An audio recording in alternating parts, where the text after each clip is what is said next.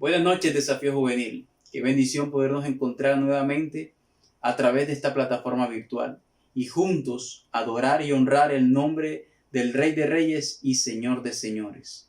Jorge Luis y mi esposa Marian tenemos el placer de presentarles en esta noche y queremos que nos acompañen a iniciar este tiempo con una pequeña oración. Buenas noches, amados hermanos. El Señor les continúe bendiciendo. Amado Dios, gracias Señor, porque siempre estás con nosotros. Gracias por tu misericordia, por tu bondad. Te pedimos, Señor, que en este tiempo, Señor, que vamos a adorarte, que vamos a escuchar tu palabra, estés con nosotros, Señor, y nos hables. Y nos cubras, Señor, con tu manto santo. Te lo pedimos, Señor, en el nombre de Cristo Jesús. Amén. Amén. Así es, Señor. Y antes de pasar al tiempo de la alabanza y la adoración, queremos leer algunos de los comentarios de las personas que estuvieron allí conectaditos con nosotros en la última transmisión. La hermana Luz Marina Fornaris nos dice: gracias, hermano. Me gusta deleitarme en la palabra y con más razón alimentarnos con leche pura. La hermana Carilín Miranda dice: bendiciones. La gracia y gloria de Dios les sustente cada día. Qué buenos comentarios. Les invitamos a que estén activos a través de nuestra transmisión y también sigan comentando a ver si seguimos publicando cada uno de sus comentarios. Entonces, pasamos al tiempo de la alabanza y de la adoración. Conéctese, concéntrese y no se distraiga.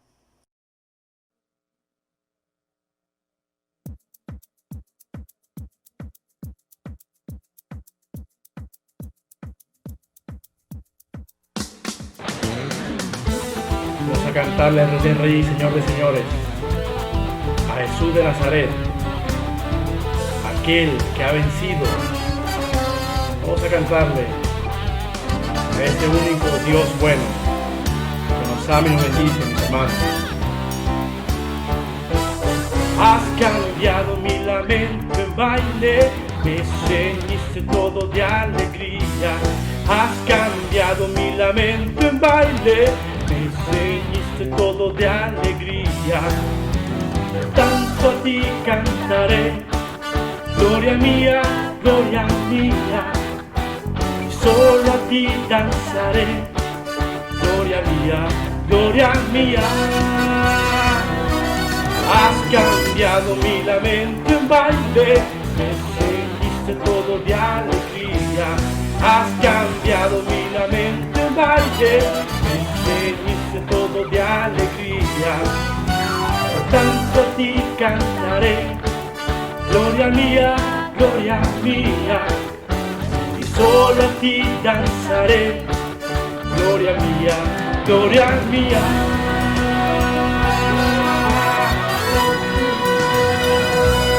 Santo tú eres digno Rey. Te adoramos, Señor. Tú le diste al hombre un lenguaje muy bello. Tú le diste la música para adorarte. Estoy agradecido. Yo quiero cantarte. Estoy agradecido y quiero adorarte. Yo quiero ser un adorador. Yo quiero ser un adorador. Contemplar la hermosura de tu santidad, adorarte en espíritu y en verdad. Yo quiero ser, Señor, un adorador. Yo quiero ser un adorador. Yo quiero ser un adorador. Contemplar la hermosura de tu santidad, adorarte en espíritu y en verdad. Yo quiero ser, Señor, un adorador.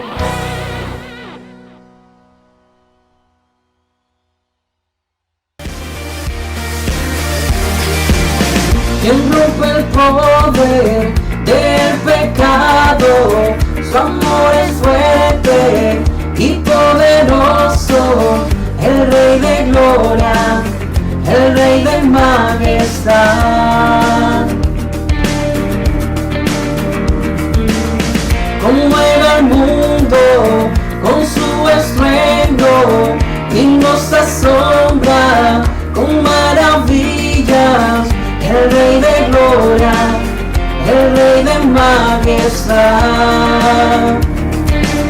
Gracias sublime, perfecto es su amor. Tomaste mi lugar,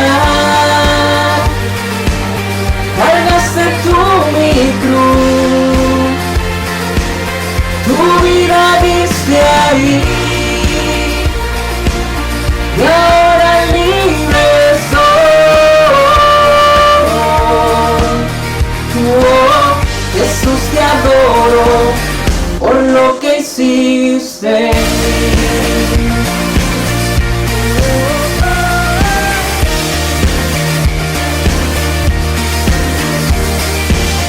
Pusiste en orden todo el caos, nos adoptaste como tus hijos, el Rey de Gloria, al Rey de Gloria, el que gobierna con su justicia y resplandece con su belleza, el Rey de Gloria, el Rey de majestad. Gracias sublime, perfecto es su amor. Tomaste mi lugar, cargaste tú mi cruz, tu vida diste ahí, y ahora libre soy. Oh, Jesús, te adoro por lo que hiciste en mí. Digno es el Cordero de Dios, digno es el Rey que la muerte venció. Digno es el Cordero de Dios, digno es el Rey que la muerte venció. Digno es el Cordero de Dios, digno es el Rey que la muerte venció. Y digno es el Cordero de Dios, digno, digno, digno. Gracias sublime, perfecto es su amor. Tomaste mi lugar, cargaste tú mi cruz, tu vida diste ahí, y ahora libre soy. Oh, Jesús, te adoro por lo que hiciste en mí.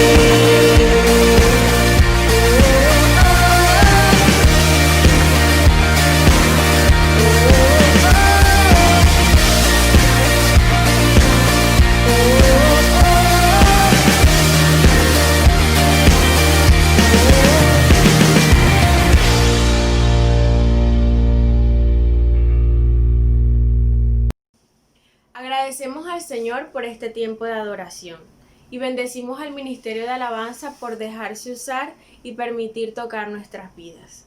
Ahora nos disponemos a escuchar la palabra y pedimos que usted disponga su corazón y este tiempo para escuchar la palabra. Tenemos un invitado especial y queremos bendecir también su vida.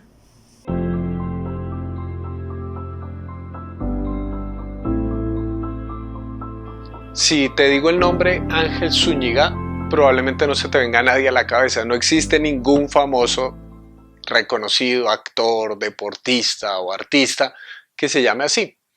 Pero déjame contarte la historia de este hombre. Resulta que hace unos días en la ciudad de Cali, la policía estableció la ley de que se debía alojar a un grupo de familias que estaban invadiendo una zona. Familias muy vulnerables y por mandato policial debían salir de ese lugar. Entonces llegaron a ese espacio con retroexcavadoras, camiones, para quitar a las familias de ahí. Una de las personas que estaba a cargo de este desalojo era el patrullero Ángel Zúñiga.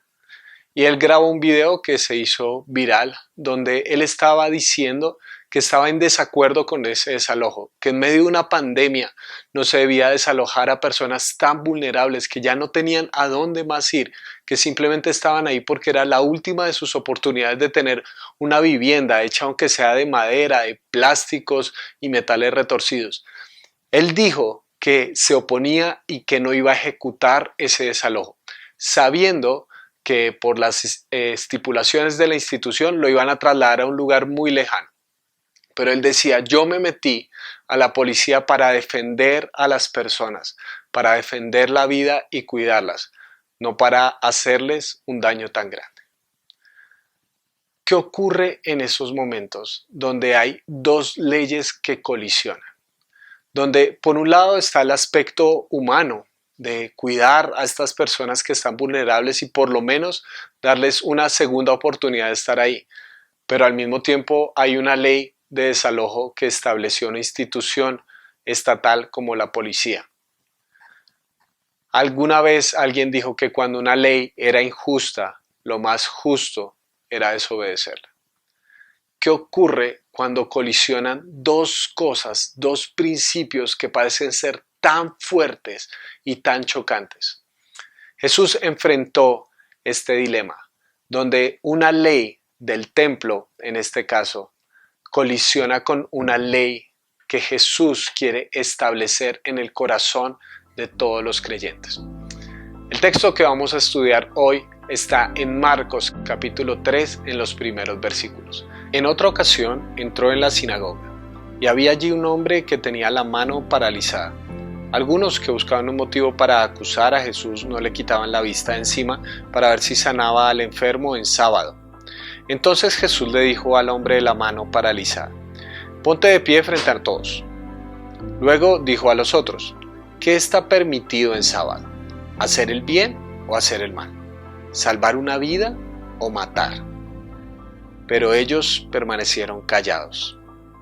Jesús se les quedó mirando enojado y entristecido por la dureza de su corazón y le dijo al hombre, extiende la mano. La extendió y la mano le quedó restablecida. Tan pronto como salieron los fariseos, comenzaron a tramar con los herodianos cómo matar a Jesús. El punto de discusión en esta escena es el sábado, el Shabbat. ¿Qué se puede o qué no se puede hacer en el día de descanso? A nosotros nos parece sumamente exagerado por parte de los fariseos que no sanen a una persona por ser día de descanso. Pero para entender lo que estaba en su mentalidad tenemos que ir muchos años atrás en la historia del pueblo de Israel. Más exactamente hasta el libro del Éxodo, donde Dios libera a los israelitas que estaban siendo esclavizados por Faraón, rey de Egipto. Lo único que podían hacer en Egipto era hacer ladrillos y ladrillos y ladrillos. Estaban tan desesperados con tanta opresión que clamaron a Dios pidiendo liberación.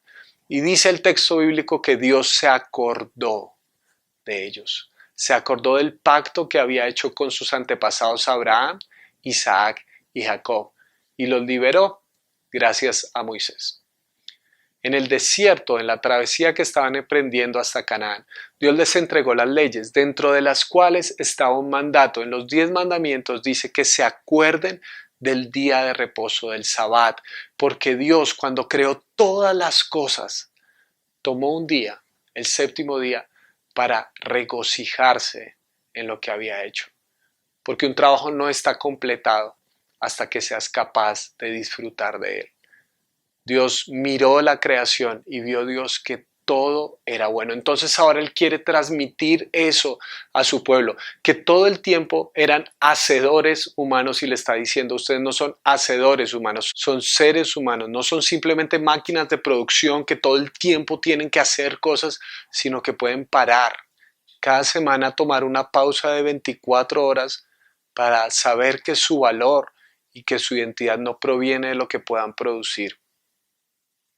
Y eso no solamente tenía profundas implicaciones individuales, sino sociales, incluso con la tierra. A la tierra se le tenía que dar también un descanso. Cada cierto tiempo se debía dejar la tierra sin sembrar y sin cosechar.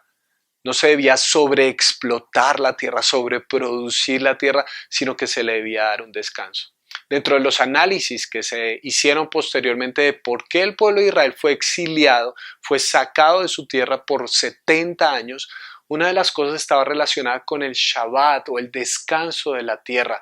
Dice el texto que como no le dieron descanso a la tierra los escupió, los expulsó para tomar el descanso que merecía. ¿Cuánto tiempo?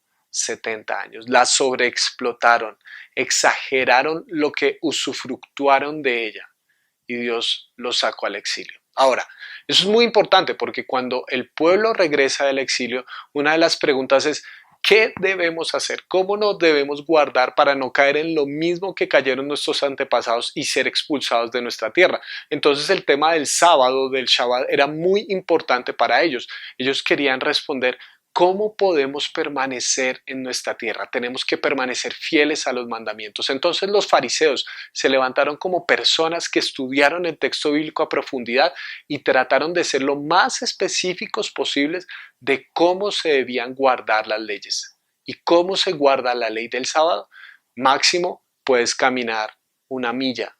Máximo puedes tejer tantos centímetros de tela. Máximo puedes moler tantas cosas de harina. Máximo puedes hacer tales y tales y tales cosas. Estipulaciones sumamente específicas de lo que se puede y no se puede hacer en el día de descanso. ¿Por qué? Porque ellos querían ser absolutamente fieles a la ley de Dios. Pero ¿qué pasa cuando las tradiciones se convierten en ley? Jesús colisiona este pensamiento y dice que ustedes, cuando ven a una persona necesitada, no le traen sanidad, sino que le traen muerte. No le dan vida, sino que simplemente se quedan como testigos estáticos del dolor de un ser humano. Eso es lo que Jesús está discutiendo, que esta tradición respecto al sábado se había convertido en ley y en última instancia ellos estaban desobedeciendo a Dios, porque no son capaces de ver a este ser humano que es hecho a imagen y semejanza de Dios. Ese es el problema de la religión, que cuando ve necesidad se queda en silencio, se queda callada, porque le interesan más sus reglas que bendecir la vida de otros. La religiosidad vacía es sumamente estática, porque tiene castillos hechos a su medida, de acuerdo a sus leyes y sus tradiciones. Y cuando hay una persona necesitada entre ellos, son incapaces de dar sanidad, porque les importan más sus reglas que las personas. Y eso es lo interesante, son sus reglas, no son las leyes de Dios, porque al final de esta escena son ellos quienes empiezan a tramar cómo asesinar a Jesús. Muy interesante, están dispuestos a hacer lo que sea por obedecer su tradición, incluso matar a un ser humano. La religión es tan estática, tan celosa de su status quo, que está dispuesta a quitar a Dios del camino si es necesario.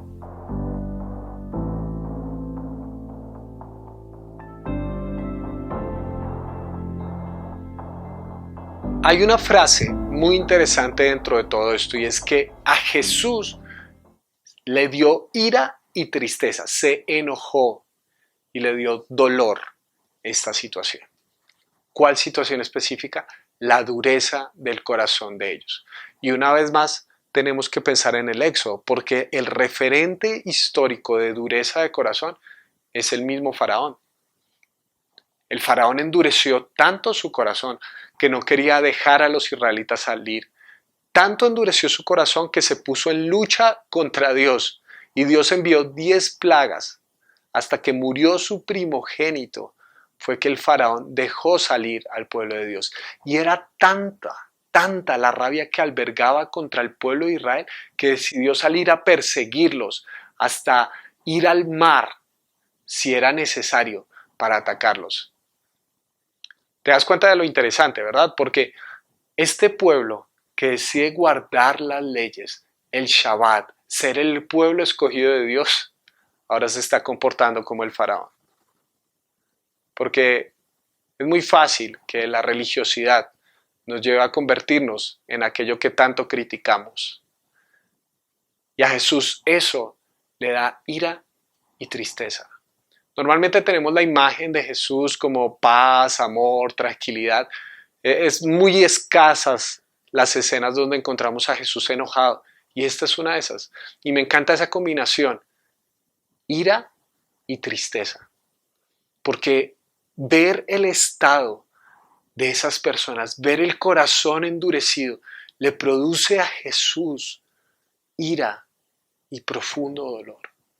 En esa combinación perfecta, Jesús no simplemente manda un rayo y acaba con todo, sino que revierte lo que la religión es incapaz de hacer. Jesús lleva sanidad donde había enfermedad. Jesús lleva vida donde había muerte. La ira moviliza a Jesús para hacer de este mundo y de la historia de este hombre con la mano paralizada una mejor historia. Normalmente cuando los jóvenes me preguntan sobre su llamado, me dicen, Miguel, no sé qué voy a hacer en la vida o algo así. Una de las preguntas que yo tiendo a hacerles es, ¿qué te da rabia? ¿Ves el mundo como está? Y creo que tendrías que ser muy insensible para que algo de lo que está pasando a nuestro alrededor no te dé ira o tristeza. Tienes que ser sumamente insensible para pasar por los canales de noticias y ver como, bueno, sí, mataron a tal persona, sí, se robaron tal plata.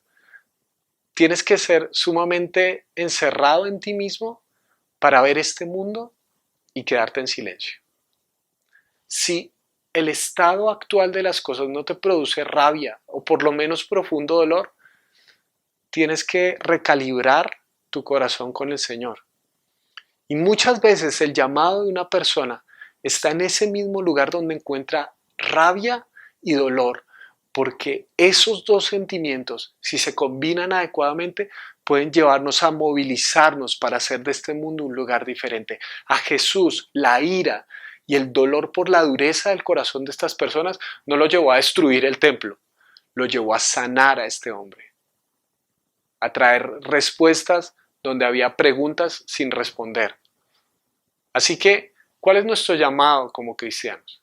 Creo que es utilizar adecuadamente el enojo y el dolor, no simplemente para quedarnos criticando, juzgando, no simplemente para creer que vamos a cambiar el mundo con un tweet o con una foto en Instagram, sino para hacer algo distinto, para movilizarnos a traer sanidad donde hay barreras de dolor, para movilizarnos a darle a este mundo esperanza donde todo se ha perdido, porque la religión no puede hacer lo que Jesús sí.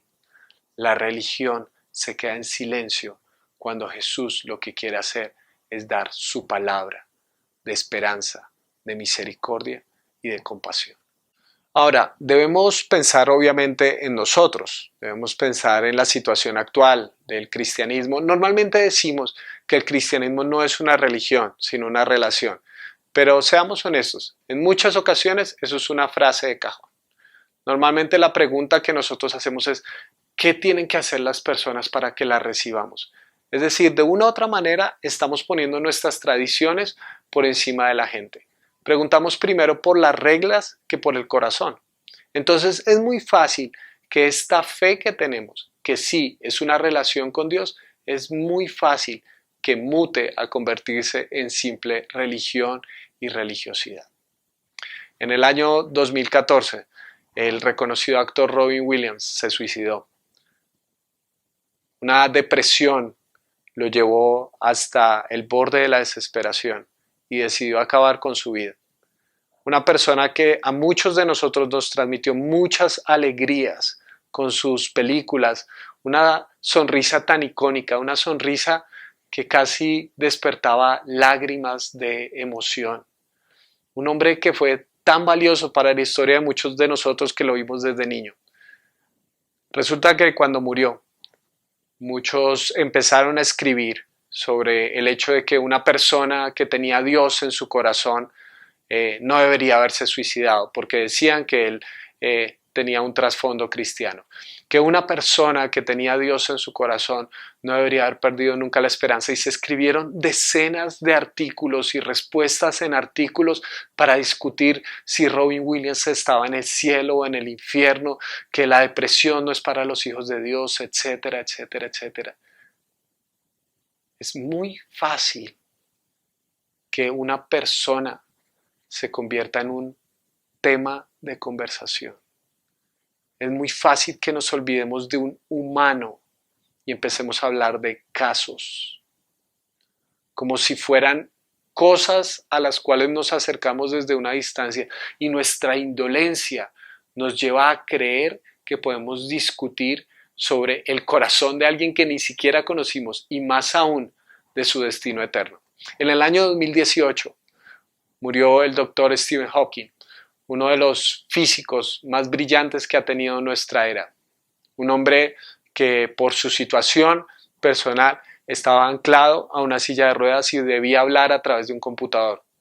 Hizo descubrimientos y proposiciones extraordinarias acerca del universo, de los agujeros negros, del tiempo, de la energía, de cómo funcionan las cosas. En un principio, él pensaba que podía existir algo superior, pero posteriormente en su discurso cambió la idea y dijo que Dios no existía. Se declaró ateo. El día que el doctor Hawking murió, recuerdo haber visto una caricatura en las redes sociales donde se veía a este hombre en silla de ruedas presentándose delante de Dios, y Dios diciéndole, como con un aire de ego, diciéndole: ahora sí sabes que yo existo. Y en la parte de abajo de esa caricatura decía: ahora sí vas a probar el infierno, Dr. Hawking. ¿En serio?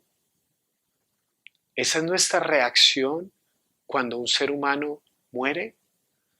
Y aunque estemos en el plano de la suposición, porque ni siquiera sabemos qué pudo haber decidido esta persona o no, nos debería dar alegría, nos deberíamos ufanar de que haya un ser humano que va a ir al infierno. Si de verdad creemos que la eternidad de un ser humano es tan importante, nos debería dar alegría como: Dios envió otra persona al infierno. ¿En serio?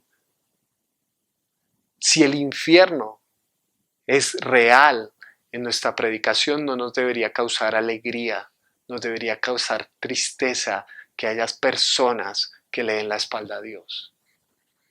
Si en nuestro discurso existen personas que hay enfermas, no deberíamos ufanarnos de decir: bien hecho, se lo tienen merecido por ser ateos, sino que deberíamos buscar cómo cambiar esa situación.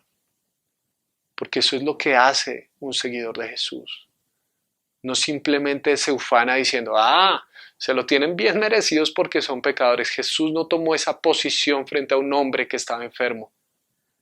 Jesús actuó para sanar aquello que estaba roto. ¿Quiénes somos nosotros para sentirnos como jueces de la gente?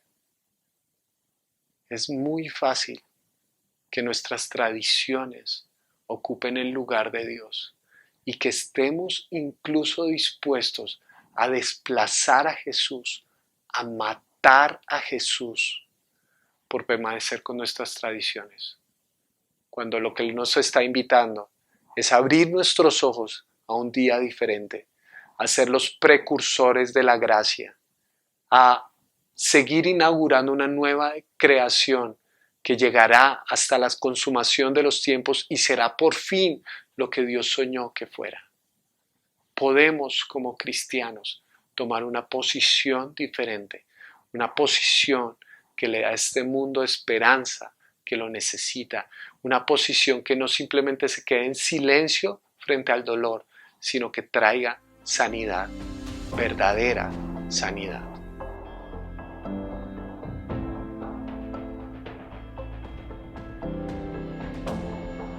¿Te enoja y te duele la religiosidad? ¿Te enoja y te duele esa indiferencia que muchas veces está en el corazón religioso del ser humano? Podríamos tomar la posición de simplemente criticar y decir: no, en la iglesia todos son tan indolentes, a nadie le importa, los cristianos son unos hipócritas, y irnos a otro lugar. Decir que la iglesia no importa, que la fe no importa, que simplemente creemos en Dios a nuestra manera. Podemos tomar esa posición, pero no es lo que Jesús haría. Jesús no simplemente criticó el sistema y se alejó, sino que cambió el sistema. Desde dentro hizo la diferencia. Podemos tomar la decisión de que ese enojo y esa tristeza que nos produce ver el mundo y en muchos sentidos ver las iglesias tan apáticas y tan indolentes frente a las personas, podemos tomar la decisión de transformarlo desde adentro, de ser una clase de cristianos diferentes que sigan las pisadas de Jesús, de no simplemente quedarnos criticando, sino actuar para sanar. Porque si leemos este texto y simplemente criticamos a los fariseos, estamos haciendo lo mismo que hacían los fariseos. Si leemos este texto y decimos, uy Señor, menos mal no soy como los fariseos, eso es una forma de fariseísmo. La invitación de este texto es actuar como Jesús actuó y traer semillas de vida donde solamente había muerte. Hace unos años, uno de los 4 jinetes del ateísmo, de los hombres más reconocidos con libros publicados en todo el planeta en contra de la fe, el señor Christopher Hitchens, tuvo cáncer. Un cáncer tan terrible que acabó con su vida en el lapso de unos pocos meses. Mucha gente, ¿no?, empezó a escribir que esto era un castigo de Dios por el ser ateo, por haber ido en contra de la fe, etcétera, etcétera. Pero él tuvo un amigo, el señor Francis Collins, que es el doctor que descubrió el genoma humano, que descifró cómo leer el genoma humano. Un tipo brillante en todo el sentido de la palabra. Uno de los descubrimientos más importantes de la historia de la ciencia en la actualidad. Ellos se conocían y eran amigos. Y el doctor Hitchens sabía que Collins era cristiano. Y aún así tuvieron una buena amistad. Collins le hablaba de Jesús, pero él se negaba a reconocerlo. Y aún así no dejó de amarlo. En la biografía que escribieron posteriormente de Hitchens, dicen que una de las últimas personas que lo visitó, que lo cuidó y que estuvo junto a él en su lecho de muerte, fue Francis Collins.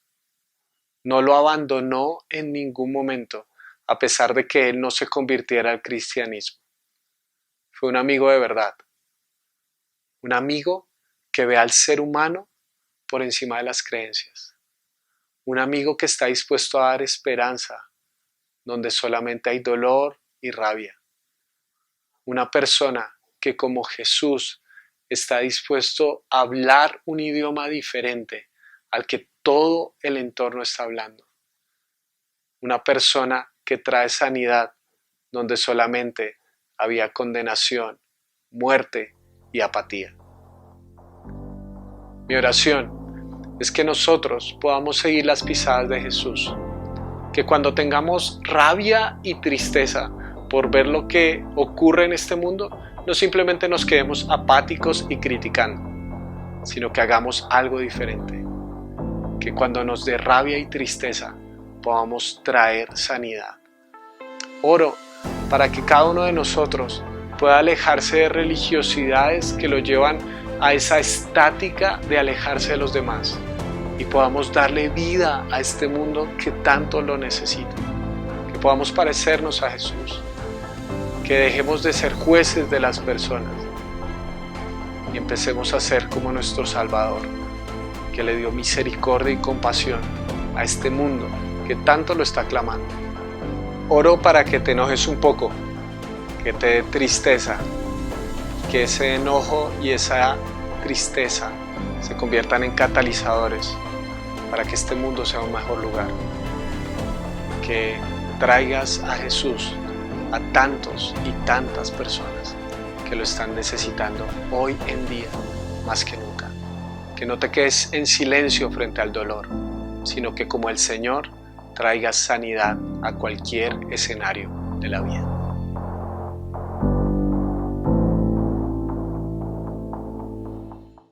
Qué edificante palabra. Y muchachos, el siguiente paso ahora es meditar en esa palabra y además ponerla en práctica. Así es, jóvenes. También los invitamos a que el día de mañana nos acompañen en el culto a las 9 de la mañana y el próximo sábado en el culto de jóvenes. También los invitamos a que hagan parte de todas nuestras redes sociales, Facebook, Instagram y YouTube. En todos aparecemos como Iglesia de Benecer Central. Correcto. Y antes de despedirnos, les invitamos a que en la descripción del video se unan a una reunión de Zoom que tendremos al finalizar la transmisión.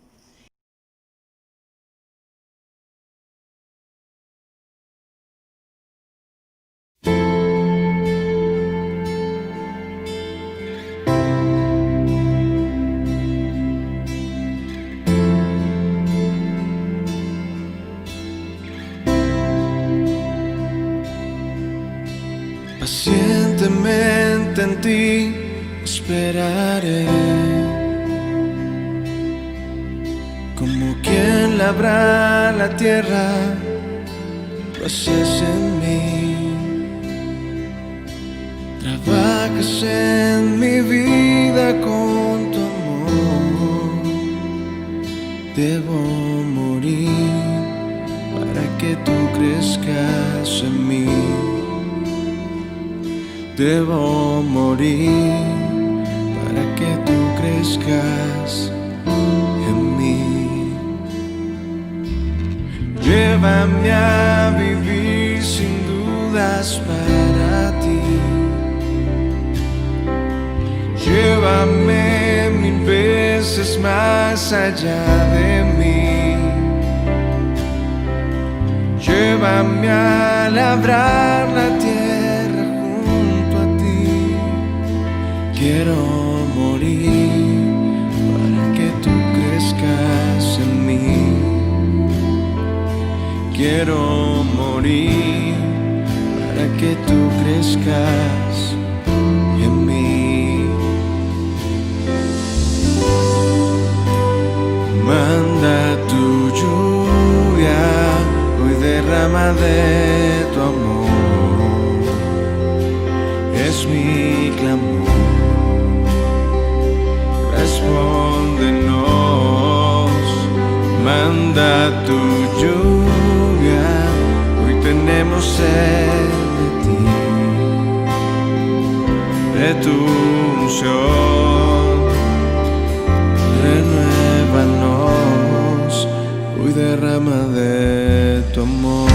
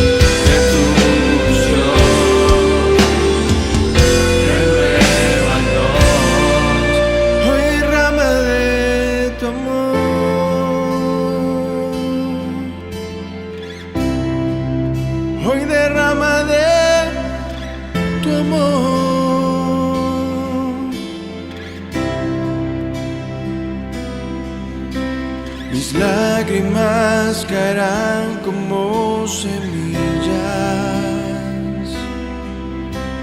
mi aliento no desmayará. Veré cumplidas todas tus palabras. Voy a morir para que tú crezcas.